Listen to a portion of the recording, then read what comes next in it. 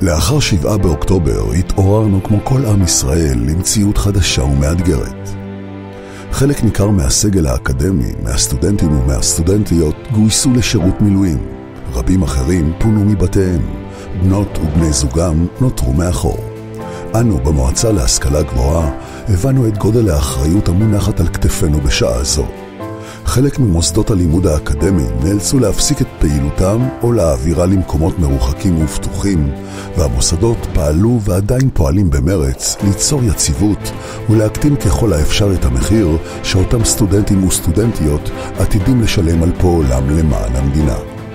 אנו במועצה להשכלה גבוהה ראינו לנכון לאפשר למוסדות להעניק התאמות לסטודנטיות ולסטודנטים גם מעבר לנדרש בחוק ובכללי זכויות הסטודנט ולהרחיב את יכולתם למתן מענים מתאימים.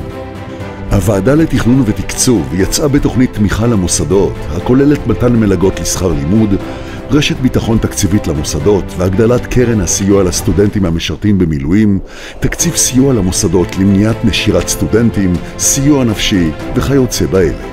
כמו כן, נפתח מוקד ייעודי במועצה להשכלה גבוהה הנותן מענה לסטודנטיות ולסטודנטים שלימודיהם האקדמיים נפגעו בעקבות המלחמה, כדי לא להשאיר אף אחד מאחור.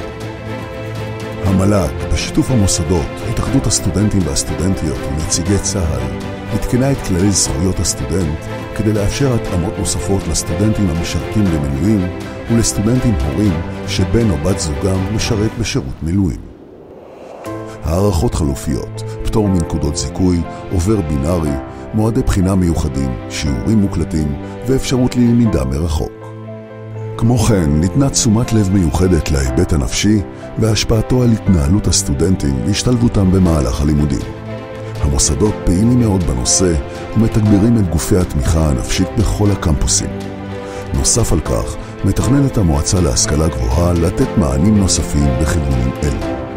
המוסדות נתנו את דעתם לצרכים של הסטודנטים והסטודנטיות שפונו מבתיהם ונתנו מענה הולם תוך התחשבות בקשיים הכלכליים, הנפשיים והלוגיסטיים של הסטודנטים והסטודנטיות, כל זאת בהצלחה רבה. נציגי המל"ג קיימו ביקורים במוסדות השונים, התרשמו מההתמודדות שלהם ושל הסטודנטים עם המצב ובחנו דרכים נוספות לשפר ולהיטיב את המענים הניתנים להם. המוסדות המשיכו לדאוג למתווה השלמות והתאמות לאוכלוסיית הסטודנטים והסטודנטיות, נפגעי פעולות איבה, פצועים ועובדי כוחות הביטחון. עברנו שנה מורכבת, קשה ומאתגרת. לצערנו, מאחר שהלחימה עדיין נמשכת, רבים מהסגל ומהסטודנטים עדיין מגויסים. רבים עדיין מפונים מבתיהם. חלק גדול מהפצועים טרם החלימו. חטופים וחטופות עדיין בשבי. המוסדות האקדמיים, בעיקר באזורי הלחימה בצפון ובדרום, עדיין חווים קושי רב לקיים למידה. כולנו יחד ממשיכים לדאוג ולסייע ככל הניתן למוסדות ולסטודנטים להתמודד עם המצב המאתגר.